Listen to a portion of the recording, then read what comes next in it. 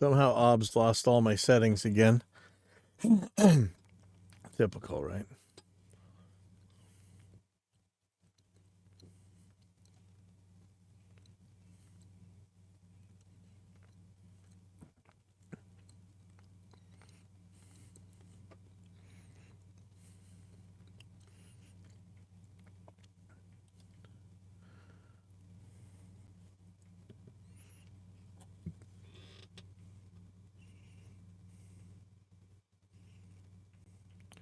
Let me try and share it.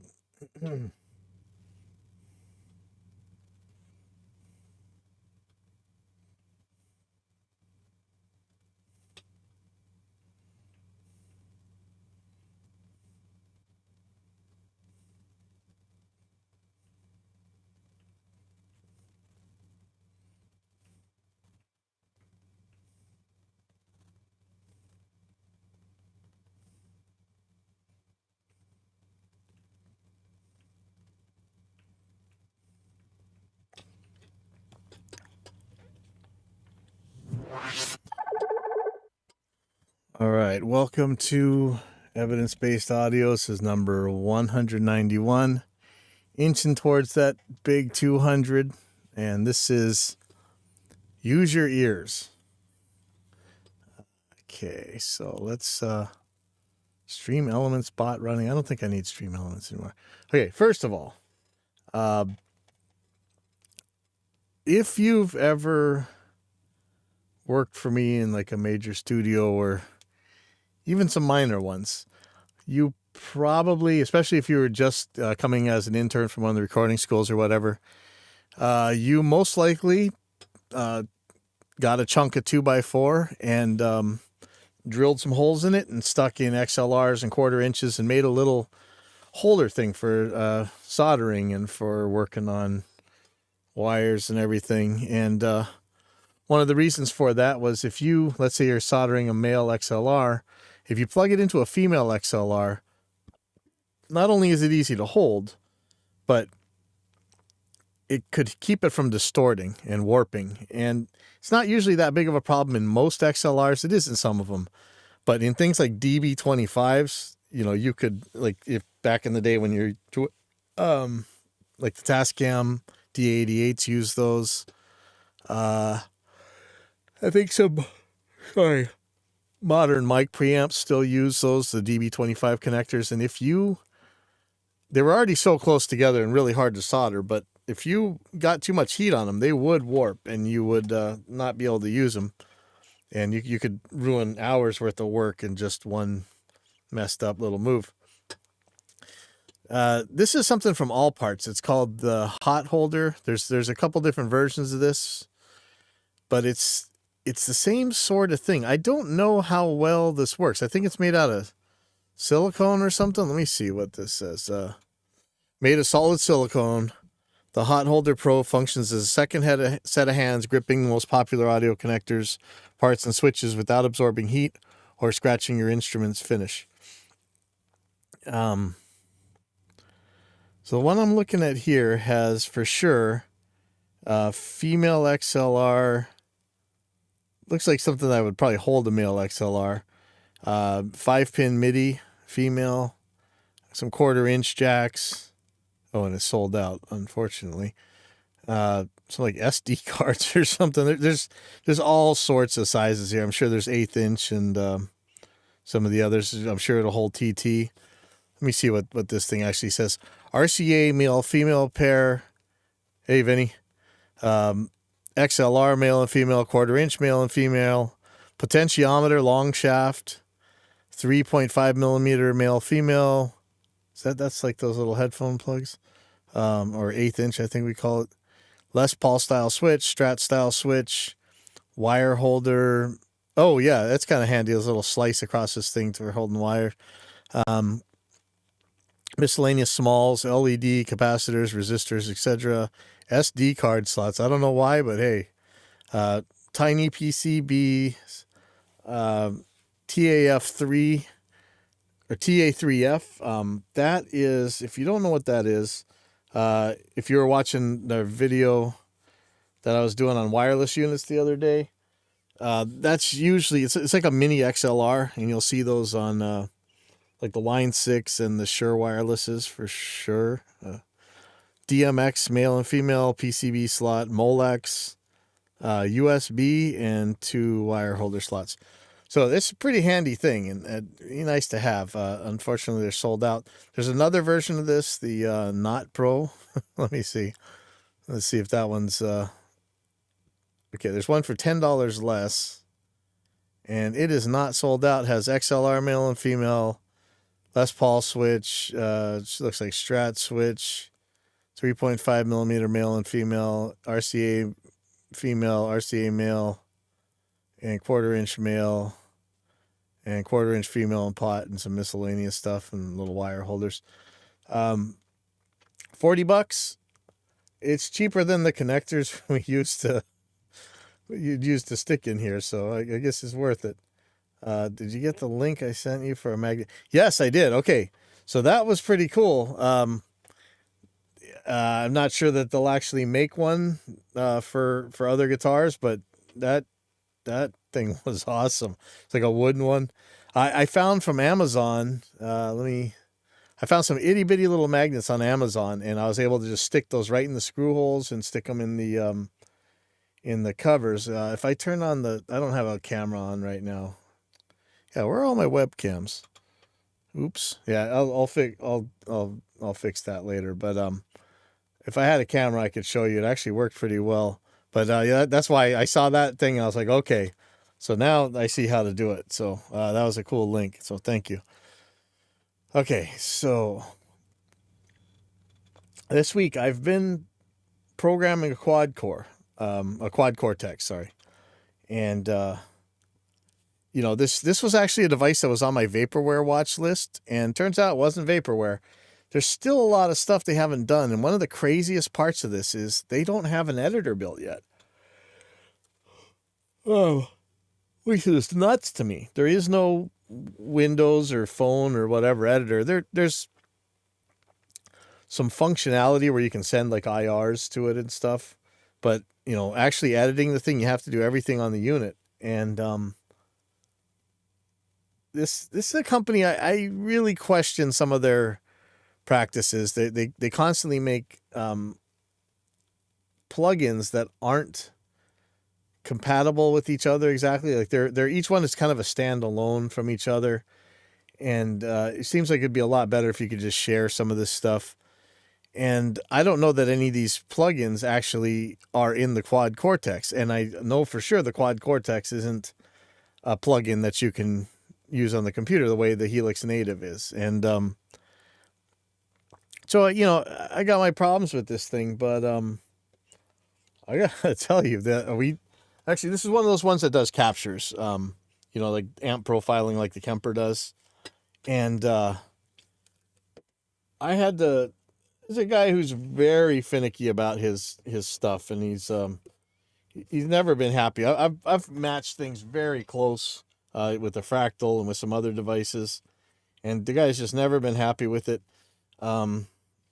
Right off the bat, I didn't even get to try out any of the effects on this thing. Right off the bat, we captured his device, this old Boss multi-effects unit, and man, there's like an A/B thing so we could check, and I just didn't look at it, and I was just pressing the button and playing the guitar to try and see if I could tell which one was which, and I really couldn't. So the capture thing is really good. You anti-capture guys, you're kind of nuts. This is something I kind of took on with Line 6. I think they should be doing this profiling. I understand why you might not want to. I still think that modeling is probably better, but there's been things on the Helix that I cannot duplicate, and I'm betting if we profiled it, we could. Let me see if I can't find. There was just a real short thing, and I'll read. Somebody had some pretty good objections actually, so I just want to read this to you if I can find it.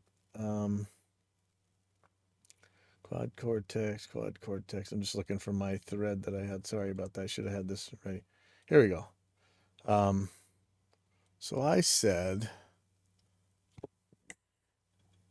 I'm really tripping out on how close this is. You anti-capturing people are nuts. And somebody responded with capturing or profiles very much have their limitations. One, not everyone has gear to capture. I don't care. That's irrelevant. I'm talking about, you could share these things with other people, so it doesn't really matter if you have the gear or not. That's the whole point of capturing it, I would think. I mean, nobody's got everything that goes inside a Kemper, right? You have to make separate captures for every setting change. I'd personally rather just have a model. Now that is a really good point. However, we've discussed several times on this show, and I've actually got some videos out where it sure seems like distortion is very linear for something nonlinear, and they just aren't as different in behavior as we used to think. So he says, in my opinion, Fractal, for example, sounds just as close to their physical counterparts. I'd rather have the flexibility mentioned above. Yeah, I look, that's the benefit of modeling to me, I think. If you don't have your own gear to capture a profile, capture packs, or a rabbit hole, well, that's okay. You know me. Anytime I see people peddling anti-choice, I really get upset. And I don't like when, look, it's one thing if you don't want to do something. If you don't want to watch a TV show, don't watch it. Don't make it so everybody else can't watch it too. That's an issue. And in fact, let me I'll tell you something. There's somebody had a trouble with a Sir. Is that how you say it? That they like make Fender Strats. I know there's like 5 billion Fender Strats out there, and like it's the same damn thing as everything else, but these guys charge like $50,000 for the. I don't know how much they charge. It's expensive. Anyway, the guy didn't. The guitar didn't show up or wasn't built when it was supposed to be built, and so he wrote a thread about it. I had some trouble with this stuff, but these people were like, "How dare you, complain about this?" And now that you've complained about it, it makes it take even longer. And just like the guy's just getting railed on for reporting the facts, and I hate that. No, report the facts. We'll deal with it. And so I had to say, and somebody, luckily somebody chimed in, said, it's his company with his name on it. I would think you would want to know what's really going on there. If his custom shop people are slacking, now he's been informed. Yeah, we want to know about this stuff. So I said, yeah, these anti-speech people are crazy. I can tell you as a product developer, we want to hear immediately when people are having issues or suggestions of any kind with our products, anytime. And I'd say that if you're dealing with a company that doesn't value hearing when there's a problem, I'd find another company to deal with. And you people trying to bully others into not reporting the facts, shame on you. And I bet you, sir, whatever they're called, would say you aren't doing them any favors with that censorship stuff. So anyhow, all that said, I gave the Quad Cortex a try. I'm surprised. I didn't expect to like it because I don't really like this company very much. But especially without having an editor. I thought that was just a kiss of death for this thing, right? But I really didn't need it. I was surprised how easy it was to work this thing. There's still tons of stuff I don't know about it. I have no idea how I'm supposed to reorder the set lists and things like that. I'm actually terrified of how that's going to go. But in terms of just getting stuff working on it, it was pretty incredible. All the little switches are also pots. They're knobs. You can turn them, which was pretty cool. And I don't know. Can you do that on the Helix? I know there's some stuff you can do on the Helix that's something like that, but I don't think you're supposed to turn the knobs. I don't know.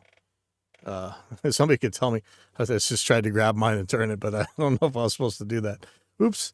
Anyway, I was surprised by this Quad Cortex, and I guess if that's a device that you want, maybe go try it out. It sounded good. I downloaded a few captures from Sweetwater, and I don't know, they sounded like amps to me. They sounded good. What else I was trying this week was a Boss GT1000, which is the Boss's flagship modeler. It's like $1,000 device or something like that. And I was blown away by this in that when you switch presets, there was no gap. I don't know if there's spillover available or anything, but man, it was nice. It was an instant gapless switching. There's a lot of cool effects on there. I didn't like the amp so much. I really don't like the way you work it. It had a really good editor on the computer. You can, well, I can't say really good. It didn't have like right click stuff didn't work. All the basic editing functions you would think of a computer program didn't work. But aside from that, it was decent. It's also an audio interface like the rest of these things, I think. And the editor was very comprehensive. I can't imagine using it without the editor. It looks like that would be a nightmare. But I got to tell you, I wasn't really all that happy with the sounds. And you can load a whopping 4 IRs in it. That's it. I think you can only run 1 IR block at a time. There's only 1 reverb at a time. There's like 10 delays in a row or something. I don't know what it was. It was several delays. And I saw a lot of people saying that they had a really good time with this thing. I could not get this thing to work all that well. I'll spend some more time with it. It's definitely going to be something that we use around here for all the kids shows and stuff. And what I really wanted it for was to have a pitch shifter so that the other guitar player in my Dio tribute band could, go a half step down like I can on my Helix. But man, the pitch shifter is not that good. I haven't tried the harmonizer yet, but yeah, it was pretty gross actually. I'm very underwhelmed with this thing, and I read a thread on the Gear page where one of the guys who works for him was kind of defending some of these choices. I guess that makes sense, but it doesn't sound like this thing's really going to ever get updated to anything sensible. I'm kind of sad because it really, there's a lot of good things about it, but it really seems to miss the mark compared to, I really think the Helix is much better. So, anyway, what was crazy is that the really cheapo, Digitech RP360 XP, it has some shortcomings, in terms of outputs and stuff, but I was able to immediately get 3 good sounds, a clean, a crunch, and like a lead sound immediately. And I mean, I was that thing just was blown away how quick that worked. One good thing about the Boss is it has auto engage for the wah that works decently. Line 6 is still yet to fix theirs on the Helix. But I have a video on a workaround for that. The Digitech, you got to stomp on it really hard to get the wah going. And I don't know, it didn't seem, I would love to have the auto engage, but it was awesome. I was just blown away by how this old cheap device was able to get really good sounds very quickly. And speaking of Digitech, there's October 13th, there was a video on Instagram where Digitech, I don't know if you know, Digitech was the first rack unit I really bought. I think my first new one anyway was a 2101 or whatever the thing was, GSP 21 maybe it was called, way back in the day, early 90s. And it was a guitar multi-effects processor. It was really cool for its time. It had its weaknesses. It just kind of sounded gross, but it had a lot of good effects in it, and I really learned a lot from it. And Digitech, I guess, went out of business recently, and but I really looked at them as forward thinking. I really, their TSR 24, their Ultimate Reverb, I really thought were great innovations, and it's kind of a inspiration for some of the current products, actually. Anyway, they put a thing on their Twitter with the Blues Brothers clip, and it said they're getting the band back together again. So We're putting the band back together.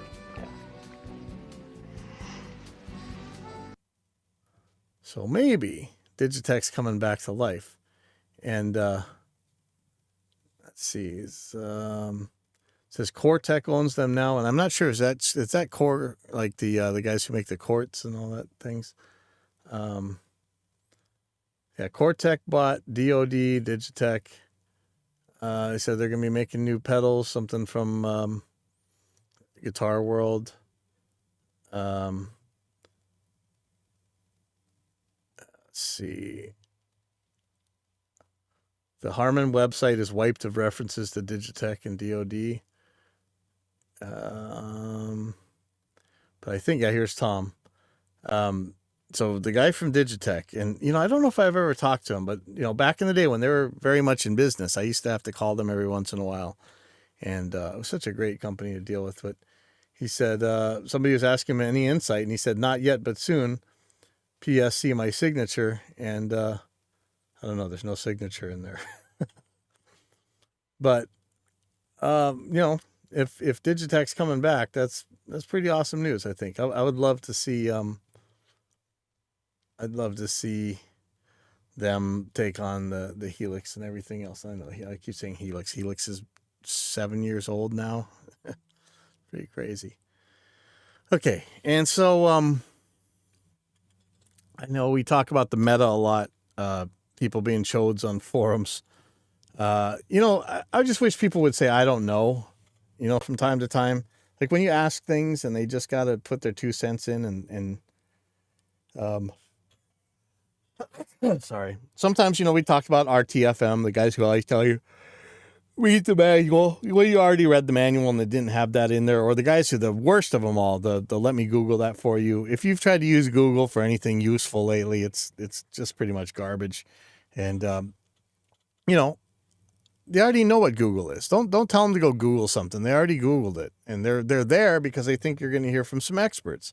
So don't be peckerheads. So anyway, I asked in the let's see.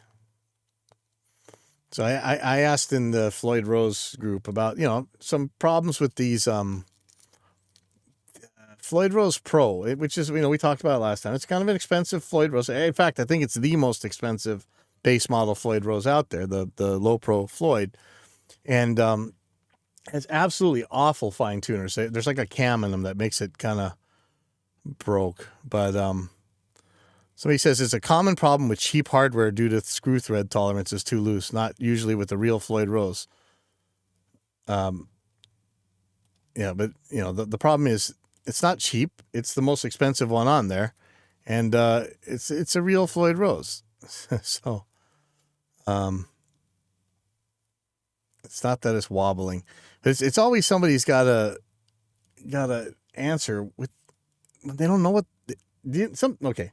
First of all, make sure you read the actual question, because most of the time when people answer, they don't even read the question.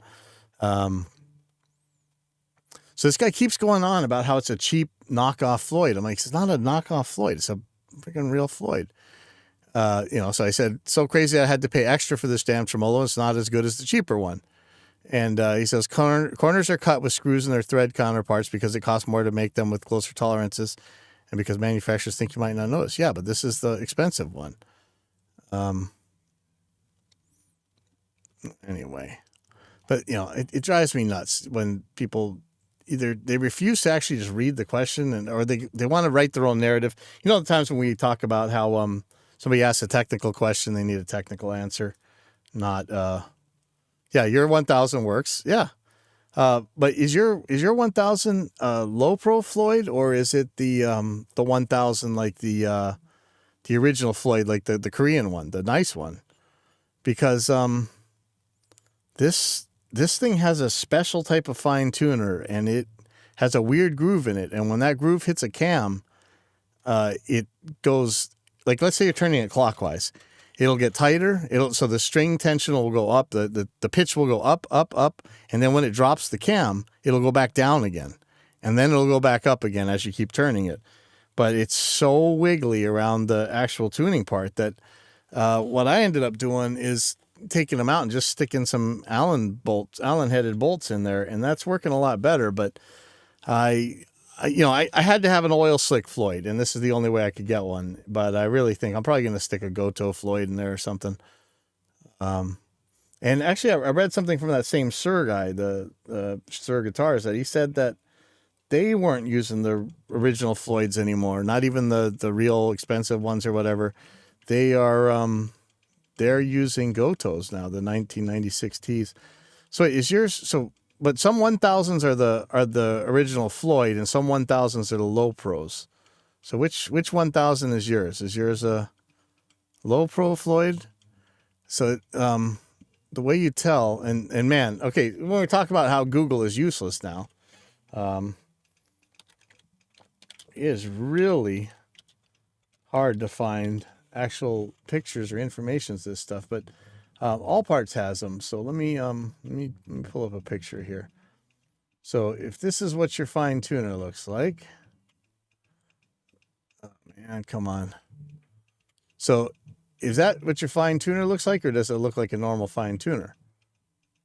Because this is the low pro. There's another 1000 that is looks like the normal ones. Floyd Pro, Floyd. Find an image. 1000 saddle. Okay, so here's. So some look like this. These are like your regular old Floyd Rose saddle. And some, the low pro, and you can actually see this groove in here. That is what actually screws it all up. Now, if you had a well-made pinned, like a screw head with a point, this would work. But, I couldn't even order replacements because they're out on the Floyd Rose website. In fact, if I go there, let's go to their website.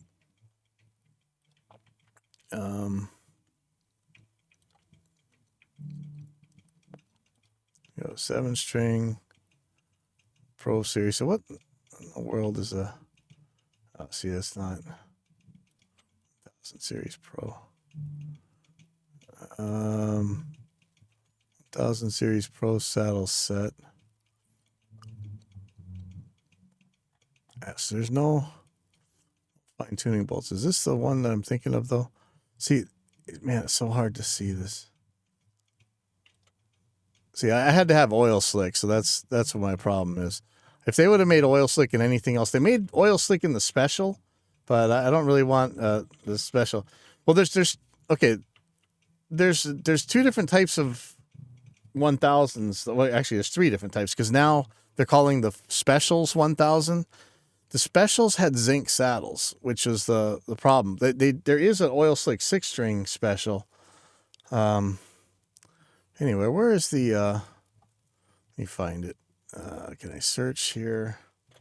Fine tuner. See if this screw thing works. So.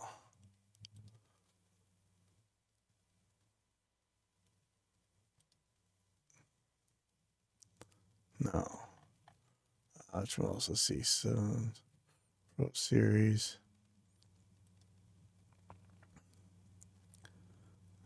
Where's the parts for this thing? I think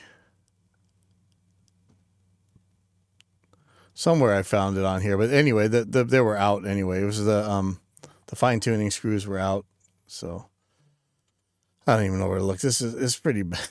The site needs help. Okay, so yours is a special. Yeah, the special works.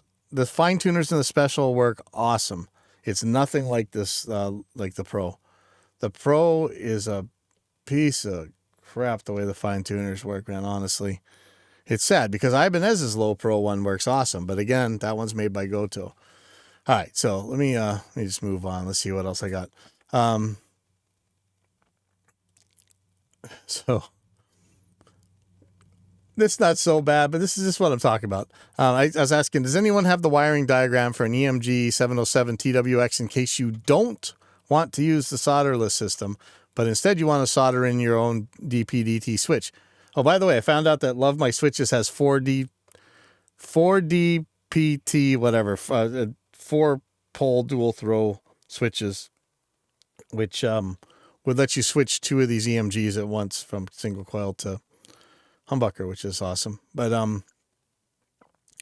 so, do you think it's the same color code as the EMG 89? And so, of course, somebody sends in the wiring diagram. That was the first one that pops up in Google. That's for the solderless system, which is exactly what I asked not for. But, that happens. And, found some 4 PDT switches. So that's cool stuff. But anyways, it's just another case of somebody not reading the damn thing.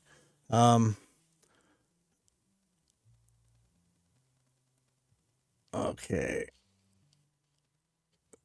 So, yeah, I don't even want to talk. We had trouble in the Reaper users group again. And again, the mods are nailing me and letting the assholes run their course. Oh, no. Somebody took away. There were some hilarious comments on this one. Let me see if... Wow. Wow, no. Okay, hold on. Let me see if I can find another one.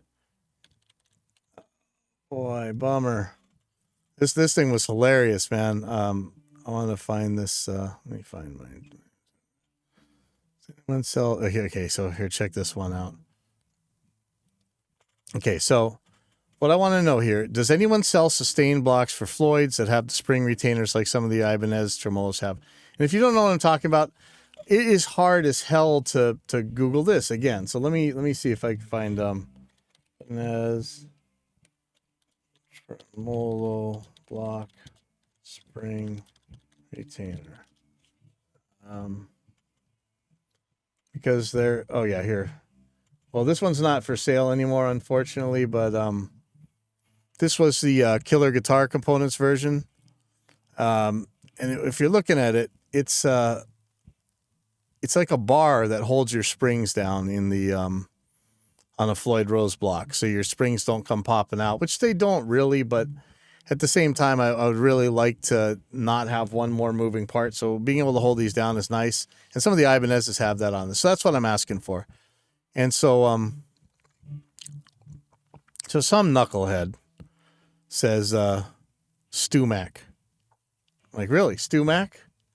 So I go on there and I ask, and this is the thing, when you try and clarify this stuff, they run, right? Anytime you actually ask people to back up their stuff, they run. So I asked, do you see one on there? They say they don't sell one, because I actually called StewMac and they said they don't have one. And so no answer. So just, I want to be helpful and look like I know what I'm talking about when I don't. And then so this other guy, I don't know what's wrong with this guy. He says, Sweetwater, musician's friend.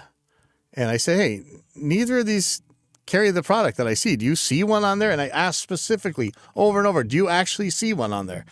It says Sweetwater specifically says they don't know where to get one besides the KGC Killer Guitar Components one, that the picture I showed, who no longer sells them.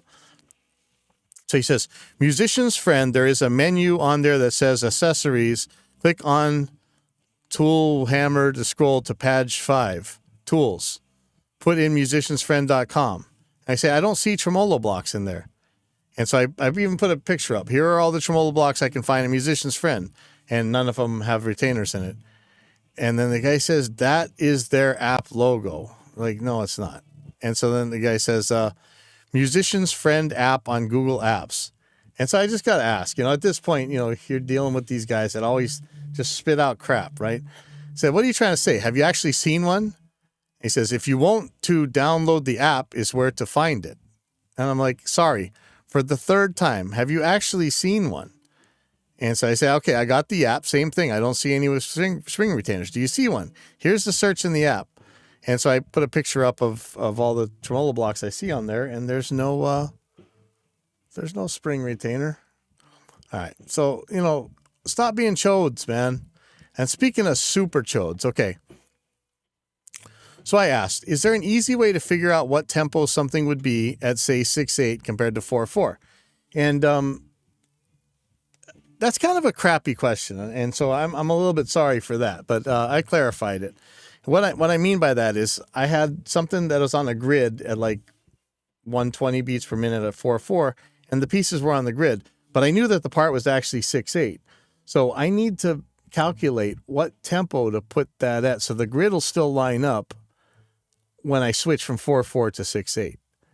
And, if you're actually talking about beats per minute are beats per minute. So you can't really, it's kind of a malformed question, but if you know anything about DAWs, you actually know what I'm asking here. And one guy says, and this is interesting. Okay, well, let me let's see. So it's Facebook has scrambled the stuff out of. Let me. How do I? Oh man, I just put all comments. That's not working either. Okay. Anyway. Well, Facebook is hiding stuff. Okay, hold on.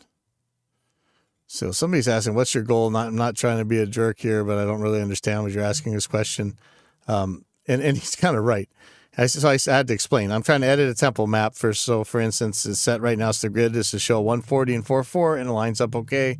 But it's really in 6/8, and I need to get the grid spacing to be the same so I can get the tempo map done. And I provided a picture, so hopefully after that, people know what I'm talking about.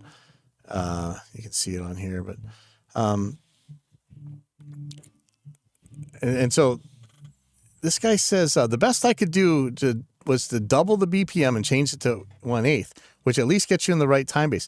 Now that's a killer idea. I love how people are just able to find so many different creative ways to skin a cat, and that's why I ask things. Not to just have somebody just show it out on me. But I found a calculator to actually do it. But the Chode Award goes to this douchebag right here. It says, use your ears. Take time and learn. It's so worth it. You don't use your ears to put the damn thing on a grid, man. And most of the time when people tell you use your ears, it's such a dismissive, gaslighting, butthead thing to say, because you wouldn't be asking if you just pulled it off with your ears. It's just unfreaking believable. And this guy thinks he's so smart, I'm sure, just to be all dismissive and crap. And, I wrote something back, which I should have. And, of course, the mods, I don't know if it's Tidy or who it is this time. The mods have deleted my post, but not this asshole.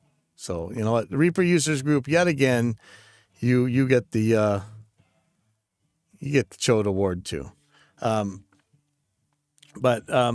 let me read you what somebody really got this. He says, some math needs to be done.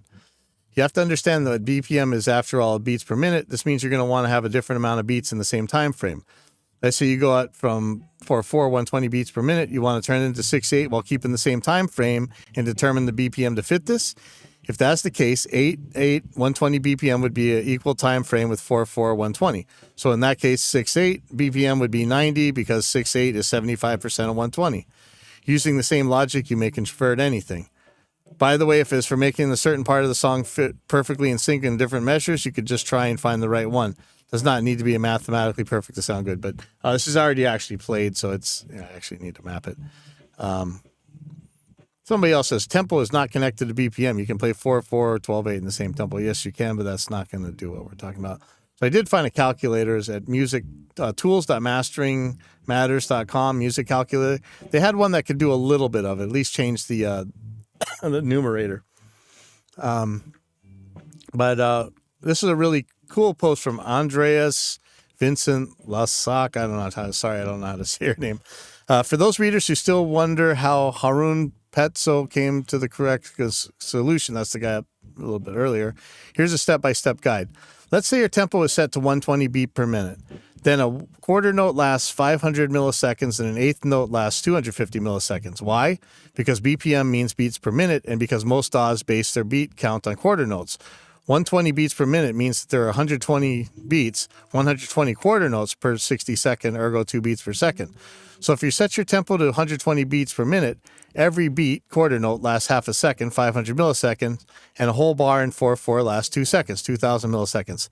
Now, if you use the same tempo, 120 beats per minute, for a bar in 6/8, a complete bar in 6/8 will only last 6 times 250 milliseconds, 1,500 milliseconds, 1.5 seconds. In your case, the question would be, how do you change your tempo, BPM, in a way that this bar in 6/8 also lasts 2,000 milliseconds instead of 1,500 milliseconds. Obviously, every quarter note must last slightly longer, meaning the tempo beat per minute has to be slower. How much slower? That's simple math. 1,500 to 2,000 equals 0.75. 1,500 divided by 2,000 equals 0.75. That's where the 75% comes from. So you have to multiply your initial tempo by 0.75 to get to the new tempo for your 6/8 bar. Taking my example, 120 beats per minute times 0.75 equals 90 beats per minute. So a 4/4 played with a tempo of 120 beats per minute will last just as long as a bar in 6/8 played with the tempo of 90 beats per minute. And he puts a picture up that shows them the same. Now that's an answer. And I said, awesome. And I said, it's probably time for a JSFX plugin inside Reaper to do the calculations. So hopefully maybe I can write that one. And, I take a dig. Looks like the mods are up to their anti-me bias. Great job, Peckerheads. I was going to check out a Jim Lill video with everybody, but it's getting way too loud with this band practicing here. So I'll be splitting. I'll see you